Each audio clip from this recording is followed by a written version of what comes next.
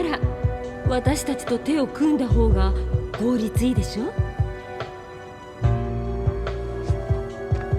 そうだな。バカ。だが協力するなら教えてくれ。あんた一体何者なんだ？そうね、私はこのような場所でこそこそと企み事か、ネズミめ。ユリアン様、貴様の泥人形はこれか。その説はお力添えいただき。敵を見に来ただけだ。仮にも世の技術をくれてやっても波の人形ではないはずだな。お言葉ですが。策は無用。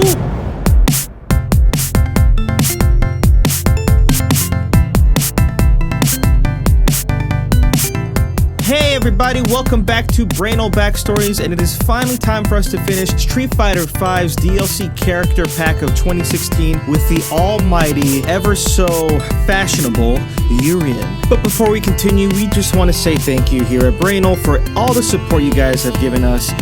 We are just starting out and we're having a ton of fun, even though there's a lot of work making these videos, a lot of work. But with feedback from you guys, that definitely makes it all worth it. So if you are familiar with the Street Fighter series backstory, you would know that there are two main organizations bent for world domination. One of them is Shadaloo, which everyone is mostly familiar with because, you know, and Bison and all that. But the other one is a secret society. Again, some people call this Illuminati. I'm not going to call them the Illuminati this time because just in case if the Illuminati are real, I don't want to be screwed over, so I respect them. So I will just refer to them as the Secret Society. But anyway, those are the two main organizations kind of butting heads. And one thing that Capcom and Yoshinori Ono have been trying to achieve with Street Fighter V is explaining that transition from the Shadaloo storyline to the Secret Society storyline. Okay, so obviously this requires some background on the Secret Society, and it's gonna get a little strange up in this piece, so bear with me, please. So what I've been able to gather so far is that the Secret Society is at least 2,000 years old, maybe a lot older, I have no idea. But the amazing thing is that they have been able to keep their existence fairly secret for the most part. And what they're trying to accomplish is to establish this, maybe ever so gradually, this new world, this perfect world that they see fit. So, how does one super old secret society achieve such a feat? Well, apparently you need the right leadership, and this is where things get really shady. So it seems like to me that whoever is leading the the secret society will lead until they reach the age of 46. Once they are 46, I don't know if they're killed, I have no idea, but apparently their brains are removed and stored with all the other previous leaders in a brain library or something like that. So the question is, how did they groom the next leader to get ready to take over the position for when the previous leader is pretty much out? Well, the Secret Society apparently does extensive research on all the families in the world, looking for what seems to be the best combination of genetics, lifestyle, education, pedigree of the parents, grandparents, whatever, to see who will be the best person to lead the Secret Society a couple decades from now. The shady thing is how they get those kids. They will kidnap those kids, or most of them. They will kidnap most of these kids right after they are essentially born or at a very young age before they realize what's going on. So the Secret Society is trying to amass a pool of 1,024 children to be candidates. So it's pretty much a huge competition to see who gets the extreme prestigious position of being the president of the Illuminati. Secret Society. Well, as it turns out, there was a particular family in the Secret Society, high up in the Secret Society, mind you, that had a couple of kids that were pretty much well-suited and fit the bill to become presidential candidates. The mother, who is again very, very high up from what I understand, was more than willing to give up her two sons in order to be trained to be candidates. And guess who those two boys were? The oldest one, Gill, and the younger one, Urien. So I need you to imagine this. I mean, really put your shoes in their shoes. Most kids are kidnapped, so they kind of have no idea what's going on. They're being trained, you know, with powers and knowledge and whatever. But Gil and Urian, you have to understand, they grew up with the family that's already in the secret society. So they pretty much have the mentality that the secret society is the most important thing in the world. It probably is the most important thing in the world. And what is the best achievement in life? To become the leader of the secret society. So these two brothers were essentially pitted against each other at a classic sibling rivalry that's gonna last a long time. So again, with our minds, with the perspective of Urien, you've been training for years and years and years, and then even after all of that, you lose. You lose to your older brother.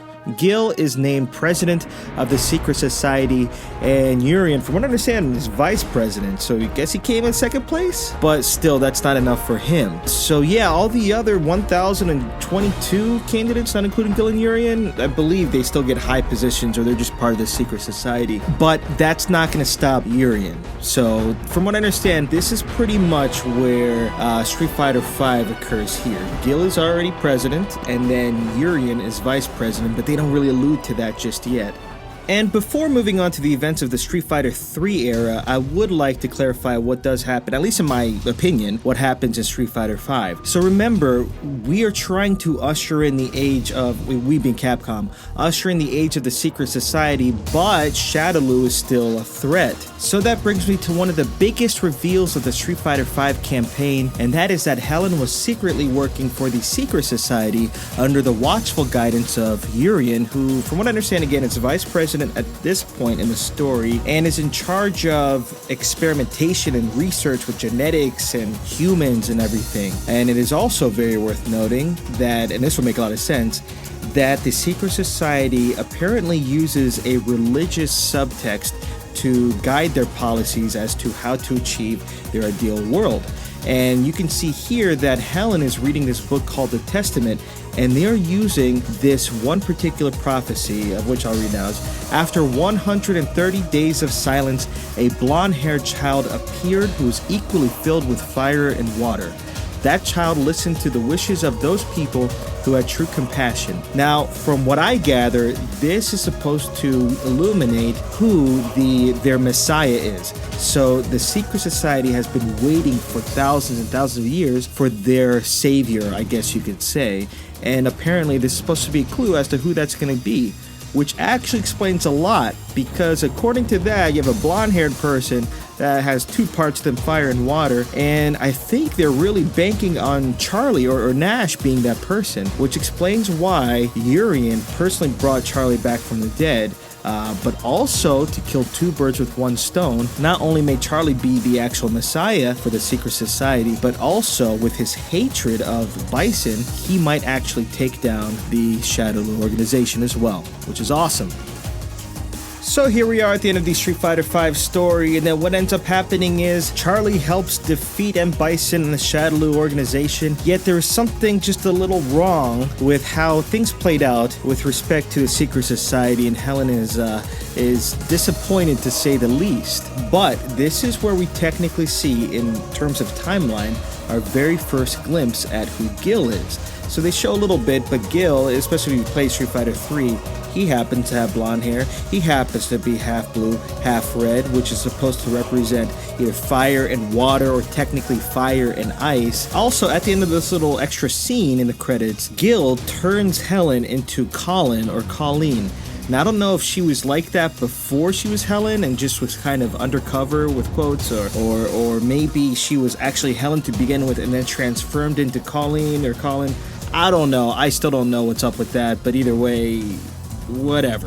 Fast forward to the Street Fighter 3 era, and you gotta remember throughout this whole Street Fighter 5 phase that Urien, if you couldn't tell, has constant 24-hour bitch face. And the reason is because, remember, he's still very jealous. He's pissed that his older brother beat him out as far as being president. So what does he decide to do? He decides to fight Gill. Of course they're gonna fucking fight, right? Now keep in mind, I have only played Street Fighter 3 Third Strike when it comes to the Street Fighter 3 games, and apparently this fight for presidency occurs in either the first or the second Street Fighter 3 game. But just to further illustrate how ingenious Gill is, Apparently, when you become president of the secret society, you learn of a super secret higher position, the highest position anybody could achieve in the secret society, and that is emperor. And I think Gill wanted to be emperor, so he ends up throwing the fight, allowing Urien to win and become the new president, which I think allowed Gill to become emperor. And guess what? When Urien found out about that, he got super pissed. So guess what happens once again? Urien, the ultra bitch-faced president of the secret society, battles against Gill, the half-crip, half-blood emperor of the secret society, in a final battle that happens during Street Fighter 3 Third Strike. And when Urien wins, remember that once a leader of the secret society is done, their body and brain gets stored with all the other former leaders in a vault. So, Gill's body gets stored in some desert vault of all the other past leaders of the secret society, and guess what Urien decides to do? He has all of this anger, he's still pissed about what happened in his whole life. He just decides to blow the whole thing away. He just says F you to the secret society, and he decides to live his own life and start his own sh**. That's how you f***ing do it. That's how you f***ing do it, Urien. Hey, boss that. So, ladies and gentlemen, that pretty much wraps it up for this episode of Brainal Backstories, and we have finished out this year's DLC characters for Street Fighter V, excluding Alex, because we didn't start this series until Guile. So yeah, if you haven't already, we'd love it if you checked out the other videos. We did Guile, we did Ibuki, we did Balrog, we did Jury, and then the Urien. So we'll see. I expect Capcom to announce more DLC characters coming out in the future. That being said, we'd love it if you guys would subscribe and give us a like. We'd really appreciate that. And just like usual, if you stay tuned after the end credits, you can hear some pretty interesting factoids about Urien. Until then, this is Jeppy Condal on behalf of Brainal. See you next time. Peace!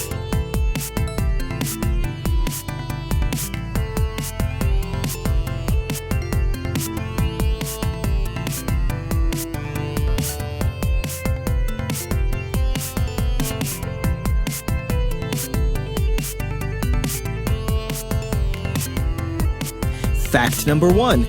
Urien's skin is usually pretty damn pale and his hair is blonde, but once he activates Bitch Face and he starts to battle, his skin turns metallic bronze and his hair turns white. Fact number 2. There are 66 ancient and secret techniques only known to the secret society, and the one that Urien has mastered is one called the Aegis Reflector, a very powerful one. Fact number 3. Some people think Gill can be compared to Jesus Christ, which makes Urien compared to Judas. Fact number 4, and possibly my personal favorite, Urien's design has been tied to characters from JoJo's Bizarre Adventure, Fist of the North Star, and my personal favorite, and to me most notably, Roy Batty, the replicant from Blade Runner, as you can tell by his white hair and overall pretty much naked body. Anyway everybody, that's pretty much it for Urien. If you have any requests, let us know down in the comments. Later!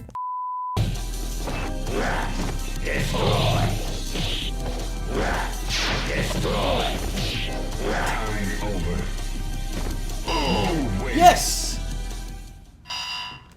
I'll take it.